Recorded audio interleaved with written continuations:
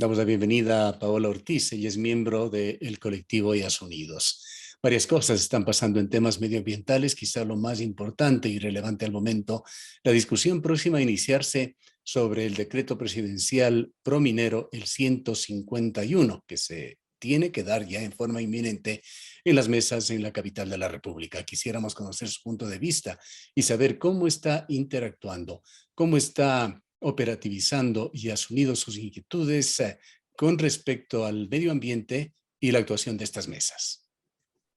Buenos días, Gustavo. Le agradezco el espacio. También buenos días a su audiencia. Como ha mencionado, estamos ya por esta semana, el día de mañana, empieza la discusión en torno a la mesa de extractivismo petrolero y minero en las mesas de diálogo en Quito, tras el paro nacional y el acuerdo que llegó en la CONAIE con el gobierno nacional. La situación es complicada porque realmente sí, en un paro nacional de 18 días, tras una violencia sumamente agresiva y tras todo lo que ocurrió, el gobierno nacional se negó a derogar el decreto 151 y mucho más, se negó a hacer concesiones de diálogo real, pues somos conscientes de que lo que se puede lograr en las mesas de diálogo es bastante limitado. Sin embargo, la unidad, todas las actividades que se están haciendo para que esa mesa de diálogo tenga resultados o se deje sentado victorias importantes para el campo popular que ha planteado demandas en torno a los 10 puntos presentados por el movimiento indígena, pues está haciendo en cuanto a las 10 aristas que forman parte de ese mandato. Y en cuanto al tema, al extractivismo petrolero y minero, que es el que más nos llama, nos convoca, tanto al colectivo Ellas Unidos Cuenca como a otros colectivos y organizaciones a nivel nacional, lo que se ha intentado es lograr conformar un equipo de apoyo para las personas que vayan a estar en la mesa de diálogo. Bien. Ahora, llamó por allí la atención otro decreto que se lo hizo el 30 de junio, fecha, perdón, en la que terminaba el paro. Decreto 468 que de alguna manera desestimaba parte de lo que fueron los acuerdos de dar protección también a las zonas de recarga hídrica. Sí, Gustavo, aquí hay que tener una cosa presente, y es que el acuerdo al que se llegó, el que vimos todos, todo el país firmado por una parte el movimiento indígena y la otra parte el gobierno, en lo que llamaron el Acta de la Paz, tiene entre sus líneas la prohibición de la explotación minera metálica en algunas zonas, incluyendo las áreas de protección hídrica. Estas áreas de protección hídrica son de especial interés para Cuenca, porque en el caso de Cuenca, las áreas de protección hídrica no han sido delimitadas por la Autoridad Nacional del Agua, antes la CENAGUA, ahora el Ministerio de Agua, Ambiente y Transición Ecológica. Bueno, pero esto no ha ocurrido solo en Cuenca, sino en todo el país. Ustedes recordarán, la audiencia recordará lo que mencionaba mi compañero David Fajardo, una vez que entró en vigencia la Ley de Recursos Hídricos en 2014, bueno, empezó ya a ejecutarse o entró en vigencia en 2015, el ministerio tenía 2 años, la ex Enagua tenía 2 años para delimitar las áreas de protección hídrica a nivel nacional y no lo hizo. Y por supuesto, luego continuó el proceso de concesión de muchos territorios para explotación minera metálica, pero también de concesión de agua, de caudales destinados para la explotación minera, para actividades vinculadas con esto. Y aquí hay que ser claros, no es que se omitió, hubo un error, hubo realmente complicaciones dentro de la CENAGUA, sino que esto no se hizo justamente para favorecer a empresas mineras que no podían avanzar en sus actividades, en sus planes de inversión, si se protegían las áreas de protección hídrica Son en el país. decisiones políticas premeditadas. Totalmente. no se puede pensar de otra manera. Y aquí es importante señalar que en el caso de Cuenca ya tenemos delimitadas las áreas de recarga hídrica. Son distintas. Lamentablemente la territorialidad del agua, los conceptos que se utilizan en la institucionalidad son complicados.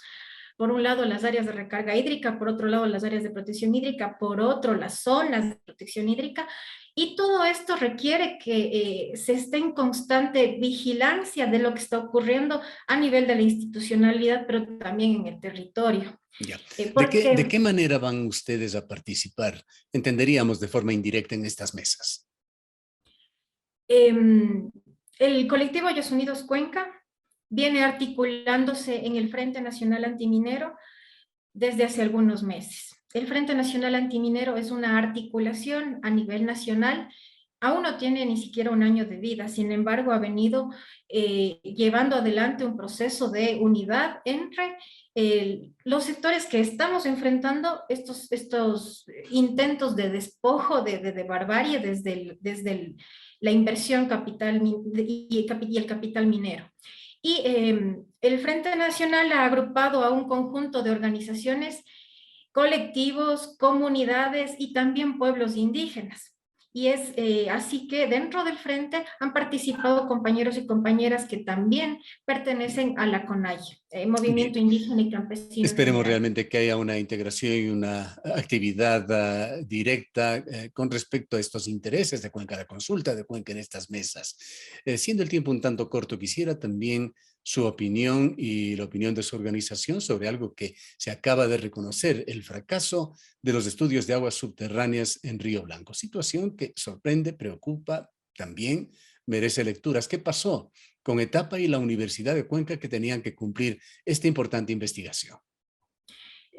Gustavo, solo para terminar lo que les contaba anteriormente, eh, las condiciones que puso la conferencia episcopal para llevar a cabo el diálogo limitan bastante la participación de los sectores distintos en Así general. es. Por eso le decía, así sea Entonces, de forma indirecta, pero van a participar ustedes. como le mencioné, estamos conformando un equipo de apoyo, somos parte de un equipo de apoyo para las personas que van a estar en la mesa en el diálogo. Y ellos están directamente vinculados y atravesados porque el territorio indígena y campesino está totalmente atravesado por el conflicto agua-minería. Tanto es así que los pueblos, por ejemplo, de Saraguro, Palta, en el sur, por Loja, por Cotopaxi, por el proyecto minero de La Plata, aquí por Quimsacocha, pidieron estar presentes en la mesa. Entonces, hay limitaciones muy claras desde la conferencia episcopal para llevar a cabo el diálogo. Es decir, el gobierno pidió, casi exigió que ni siquiera haya transmisión de lo que se está discutiendo en las mesas. Entonces, tener eso presente, porque hay muchas aspiraciones de distintos sectores, escucha concejales, incluso el alcalde, que quisieran estar presentes, pero hay que tener claro que hay condiciones muy limitantes. Y ahora sí, respondiendo a la pregunta que me hacía, sí escuchaba en la mañana las declaraciones de la rectora María Gustermida, y sí sabíamos ya hace algunos meses, se dijo lo que está ocurriendo ahora, que se va a dar por terminado este convenio entre la universidad y Etapa porque no se llegó a esos productos que se esperaba, que son los estudios para aguas subterráneas, tanto en el caso de Río Blanco como en el de Quimsacocha. Y lo que vemos es que pues no podía ser de otra manera porque quien estuvo a cargo de hacer estos estudios dentro de la Universidad de Cuenca es el PROMAS.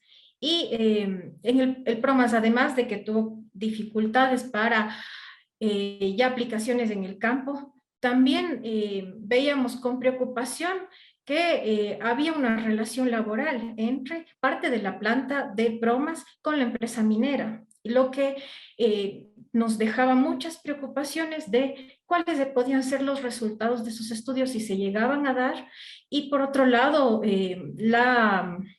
la injerencia de la empresa minera directamente en estudios de una universidad pública que debe velar por la dotación de agua de la Sí. población actual y futura de la ciudad. Creo que el tema merece una explicación más a fondo y justificaciones. si es que cabe, por parte de la Universidad de Cuenca, Promas, que es parte de la Universidad de Cuenca, y la empresa Etapa. Otro tema que quisiera conversarlo con usted es sobre una supuesta desinstitucionalización que se ha dado del Parque Nacional El Cajas, que ya no existe esa unidad dentro de la empresa Etapa, que prácticamente Etapa ha desistido de sus competencias en el Cajas para dejarlo en manos del Ministerio del Ambiente. ¿Qué sabe usted sobre esta situación? Lo último que supimos en el colectivo es lo que menciona usted, Gustavo, que lamentablemente terminó el convenio entre el gobierno nacional, el ministerio y la empresa Etapa, y el convenio para la administración del Parque Nacional Cajas, que como todas y todos sabemos, es de un ecosistema, es un ecosistema invaluable, es totalmente terrible que esto haya sucedido. Hasta lo que sabemos, Etapa no pidió que se renueve ese convenio para continuar administrando el Parque Nacional Cajas, por lo que la administración ahora del parque, de este parque que es cuencano, que es nuestro, estaría en manos del Ministerio de Agua, Ambiente y Transición Ecológica, que lamentablemente hemos visto y en su historia y en lo que tiene de vida como con el nuevo nombre que tiene, que viene teniendo un sinnúmero de acciones y de malas intenciones para la administración de las áreas protegidas y de todos los territorios que tengan cualquier tipo de protección. Entonces, nos preocupa mucho y lamentablemente no hay ningún pronunciamiento público ni se nos rinde cuentas a la ciudad de lo que está haciendo Etapa en este caso.